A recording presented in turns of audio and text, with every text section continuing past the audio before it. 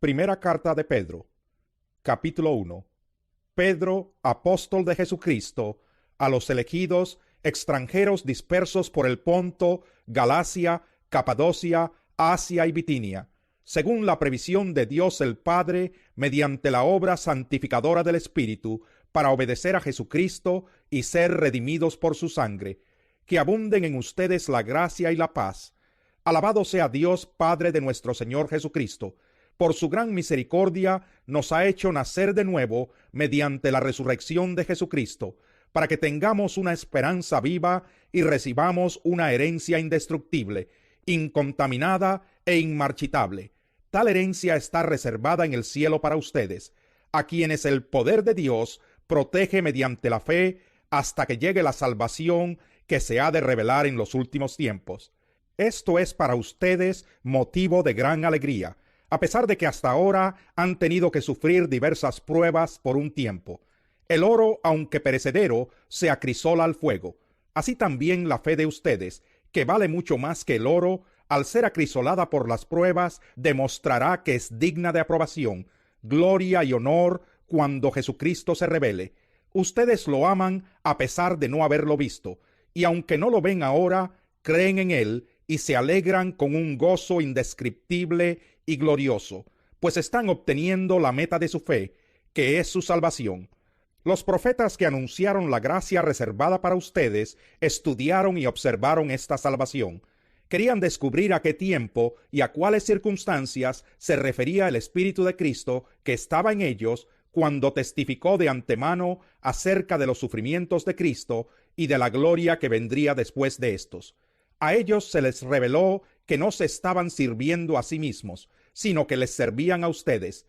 Hablaban de las cosas que ahora les han anunciado los que les predicaron el Evangelio por medio del Espíritu Santo enviado del cielo. Aún los mismos ángeles anhelan contemplar esas cosas. Por eso, dispónganse para actuar con inteligencia, tengan dominio propio, pongan su esperanza completamente en la gracia que se les dará cuando se revele Jesucristo. Como hijos obedientes, no se amolden a los malos deseos que tenían antes cuando vivían en la ignorancia. Más bien, sean ustedes santos en todo lo que hagan, como también es santo quien los llamó. Pues está escrito, sean santos porque yo soy santo. Ya que invocan como Padre al que juzga con imparcialidad las obras de cada uno, vivan con temor reverente mientras sean peregrinos en este mundo. Como bien saben, ustedes fueron rescatados de la vida absurda que heredaron de sus antepasados. El precio de su rescate no se pagó con cosas perecederas, como el oro o la plata, sino con la preciosa sangre de Cristo, como de un cordero sin mancha y sin defecto. Cristo, a quien Dios escogió antes de la creación del mundo, se ha manifestado en estos últimos tiempos en beneficio de ustedes. Por medio de él, ustedes creen en Dios, que lo resucitó y glorificó, de modo que su fe y su esperanza están puestas en Dios. Ahora que se han purificado obedeciendo a la verdad y tienen un amor sincero por sus hermanos, ámense de todo corazón los unos a los otros, pues ustedes han nacido de nuevo, no de simiente perecedera, sino de simiente imperecedera, mediante la palabra de Dios que vive y permanece, porque todo mortal es como la hierba, y toda su gloria como la flor del campo. La hierba se seca y la flor se cae, pero la palabra del Señor permanece para siempre. Y esta es la palabra del Evangelio que se les ha anunciado a ustedes. Capítulo 2. Por lo tanto, abandonando toda maldad y todo engaño, hipocresía, envidias y toda calumnia, deseen con ansias la leche pura de la palabra, como niños recién nacidos. Así por medio de ella crecerán en su salvación, ahora que han probado lo bueno que es el Señor. Cristo es la piedra viva, rechazada por los seres humanos, pero escogida y preciosa ante Dios.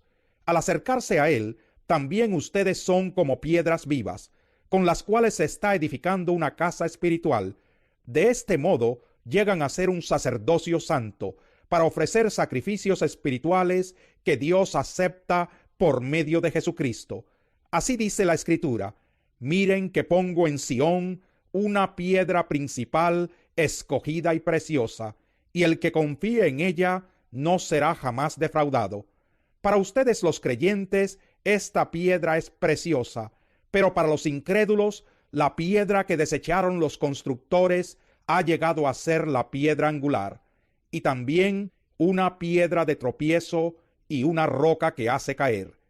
Tropiezan al desobedecer la palabra, para lo cual estaban destinados.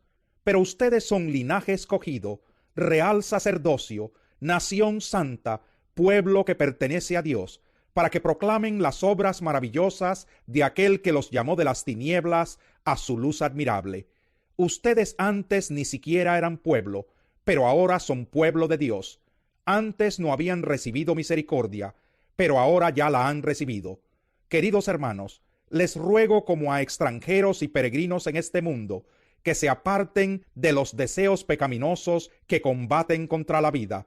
Mantengan entre los incrédulos una conducta tan ejemplar que aunque los acusen de hacer el mal, ellos observen las buenas obras de ustedes y glorifiquen a Dios en el día de la salvación. Sométanse por causa del Señor a toda autoridad humana, ya sea al rey como suprema autoridad o a los gobernadores que él envía para castigar a los que hacen el mal y reconocer a los que hacen el bien, porque esta es la voluntad de Dios, que practicando el bien hagan callar la ignorancia de los insensatos. Eso es actuar como personas libres que no se valen de su libertad para disimular la maldad, sino que viven como siervos de Dios. Den a todos el debido respeto, amen a los hermanos, teman a Dios, respeten al rey. Criados, sométanse con todo respeto a sus amos, no solo a los buenos y comprensivos, sino también a los insoportables, porque es digno de elogio que por sentido de responsabilidad delante de Dios se soporten las penalidades, aun sufriendo injustamente. Pero, ¿cómo pueden ustedes atribuirse mérito alguno si soportan que los maltraten por hacer el mal? En cambio, si sufren por hacer el bien, eso merece elogio delante de Dios. Para esto fueron llamados, porque Cristo sufrió por ustedes, dándoles ejemplo para que sigan sus pasos. Él no cometió ningún pecado, ni hubo engaño en su boca. Cuando proferían insultos contra él, no replicaba con insultos. Cuando padecía, no amenazaba, sino que se entregaba a aquel que juzga con justicia. Él mismo, en su cuerpo, llevó al madero nuestros pecados, para que muramos al pecado y vivamos para la justicia. Por sus heridas ustedes han sido sanados. Antes eran ustedes como ovejas descarriadas, pero ahora han vuelto al pastor que cuida de sus vidas. Capítulo 3. Asimismo, esposas, sométanse a sus esposos, de modo que si algunos de ellos no creen en la palabra, puedan ser ganados más por el comportamiento de ustedes que por sus palabras, al observar su conducta íntegra y respetuosa. Que la belleza de ustedes no sea la externa, que consiste en adornos tales como peinados ostentosos, joyas de oro y vestidos lujosos. Que su belleza sea más bien la incorruptible, la que procede de lo íntimo del corazón y consiste en un espíritu suave y apacible. Esta sí que tiene mucho valor delante de Dios. Así se adornaban en tiempos antiguos las santas mujeres que esperaban en Dios, cada una sumisa a su esposo. Tal es el caso de Sara, que obedecía a Abraham y lo llamaba su señor. Ustedes son hijas de ella si hacen el bien y viven sin ningún temor. De igual manera, ustedes esposos sean comprensivos en su vida conyugal, tratando cada uno a su esposa con respeto, ya que como mujer es más delicada, y ambos son herederos del grato don de la vida. Así nada estorbará las oraciones de ustedes. En fin, vivan en armonía los unos con los otros, compartan penas y alegrías, practiquen el amor fraternal, sean compasivos y humildes, no devuelvan mal por mal, ni insulto por insulto. Más bien, bendigan, porque para esto fueron llamados, para heredar una bendición. En efecto, el que quiera amar la vida y gozar de días felices, que refrene su lengua de hablar el mal, y sus labios de proferir engaños, que se aparte del mal y haga el bien, que busque la paz y la siga, porque los ojos del Señor están sobre los justos, y sus oídos atentos a sus oraciones. pero el rostro del Señor está contra los que hacen el mal. Y a ustedes, ¿quién les va a hacer daño si se esfuerzan por hacer el bien? Dichosos si sufren por causa de la justicia. No teman lo que ellos temen, ni se dejen asustar. Más bien, honren en su corazón a Cristo como Señor. Estén siempre preparados para responder a todo el que les pida razón de la esperanza que hay en ustedes, pero háganlo con gentileza y respeto, manteniendo la conciencia limpia, para que los que hablan mal de la buena conducta de ustedes en Cristo se avergüencen de sus calumnias. Si es la voluntad de Dios, es preferible sufrir por hacer el bien que por hacer el mal, porque Cristo murió por los pecados una vez por todas, el justo por los injustos, a fin de llevarlos a ustedes a Dios. Él sufrió la muerte en su cuerpo, pero el Espíritu hizo que volviera a la vida. Por medio del Espíritu fue y predicó a los espíritus encarcelados, que en los tiempos antiguos, en los días de Noé, desobedecieron cuando Dios esperaba con paciencia mientras se construía el arca. En ella solo pocas personas, 8 en total, se salvaron mediante el agua, la cual simboliza el bautismo que ahora los salva también a ustedes. El bautismo no consiste en la limpieza del cuerpo, sino en el compromiso de tener una buena conciencia delante de Dios. Esta salvación es posible por la resurrección de Jesucristo, quien subió al cielo y tomó su lugar a la derecha de Dios, y a quien están sometidos los ángeles, las autoridades y los poderes. Capítulo 4. Por tanto, ya que Cristo sufrió en el cuerpo, asuman también ustedes la misma actitud, porque el que ha sufrido en el cuerpo ha roto con el pecado, para vivir el resto de su vida terrenal, no satisfaciendo sus pasiones humanas, sino cumpliendo la voluntad de Dios.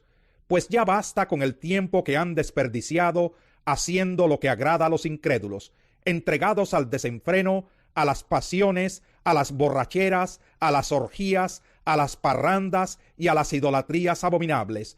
A ellos les parece extraño que ustedes ya no corran con ellos en ese mismo desbordamiento de inmoralidad, y por eso los insultan. Pero ellos tendrán que rendirle cuentas a aquel que está preparado para juzgar a los vivos y a los muertos. Por esto también se les predicó el Evangelio aún a los muertos, para que a pesar de haber sido juzgados según criterios humanos en lo que atañe al cuerpo, vivan conforme a Dios en lo que atañe al espíritu. Ya se acerca el fin de todas las cosas, así que para orar bien, manténganse sobrios y con la mente despejada. Sobre todo, ámense los unos a los otros profundamente, porque el amor cubre multitud de pecados. Practiquen la hospitalidad entre ustedes sin quejarse. Cada uno ponga al servicio de los demás el don que haya recibido, administrando fielmente la gracia de Dios en sus diversas formas. El que habla, hágalo como quien expresa las palabras mismas de Dios. El que presta algún servicio, hágalo como quien tiene el poder de Dios. Así Dios será en todo alabado por medio de Jesucristo, a quien sea la gloria y el poder por los siglos de los siglos. Amén. Queridos hermanos, no se extrañen del fuego de la prueba que están soportando, como si fuera algo insólito. Al contrario, alégrense de tener parte en los sufrimientos de Cristo, para que también sea inmensa su alegría cuando se revele la gloria de Cristo. Dichosos ustedes si los insultan por causa del nombre de Cristo, porque el glorioso Espíritu de Dios reposa sobre ustedes. Que ninguno tenga que sufrir por asesino, ladrón o delincuente, ni siquiera por entrometido. Pero si alguien sufre por ser cristiano, que no se avergüence, sino que alabe a Dios por llevar el nombre de Cristo, porque es tiempo de que el juicio comience por la familia de Dios. Y si comienza por nosotros, ¿cuál no será el fin de los que se rebelan contra el Evangelio de Dios? Si el justo a duras penas se salva, ¿qué será del impío y del pecador? Así pues, los que sufren según la voluntad de Dios, entréguense a su fiel Creador y sigan practicando el bien. Capítulo 5. A los ancianos que están entre ustedes, yo que soy anciano como ellos, testigo de los sufrimientos de Cristo y partícipe con ellos de la gloria que se ha de revelar, les ruego esto: cuiden como pastores el rebaño de Dios que está a su cargo, no por obligación ni por ambición de dinero, sino con afán de servir, como Dios quiere. No sean tiranos con los que están a su cuidado, sino sean ejemplos para el rebaño. Así, cuando aparezca el Pastor Supremo, ustedes recibirán la inmarcesible corona de gloria. Asimismo, jóvenes, sométanse a los ancianos, revístanse todos de humildad en su trato mutuo, porque Dios se opone a los orgullosos, pero da gracia a los humildes. Humíllense, pues, bajo la poderosa mano de Dios, para que Él los exalte a su debido tiempo. Depositen en Él toda ansiedad, porque Él cuida de ustedes. Practiquen el dominio propio y manténganse alerta. Su enemigo el diablo ronda como león rugiente, buscando a quien devorar. Resístanlo, manteniéndose firmes en la fe, sabiendo que sus hermanos en todo el mundo están soportando la misma clase de sufrimientos. Y después de que ustedes hayan sufrido un poco de tiempo, Dios mismo, el Dios de toda gracia, que los llamó a su gloria eterna en Cristo, los restaurará y los hará fuertes, firmes y estables. A Él sea el poder por los siglos de los siglos. Amén. Con la ayuda de Silvano, a quien considero un hermano fiel, les he escrito brevemente, para animarlos y confirmarles que esta es la verdadera gracia de Dios. Manténganse firmes en ella. Saludos de parte de la que está en Babilonia, escogida como ustedes, y también de mi hijo Marcos. Salúdense los unos a los otros con un beso de amor fraternal. Paz a todos ustedes que están en Cristo.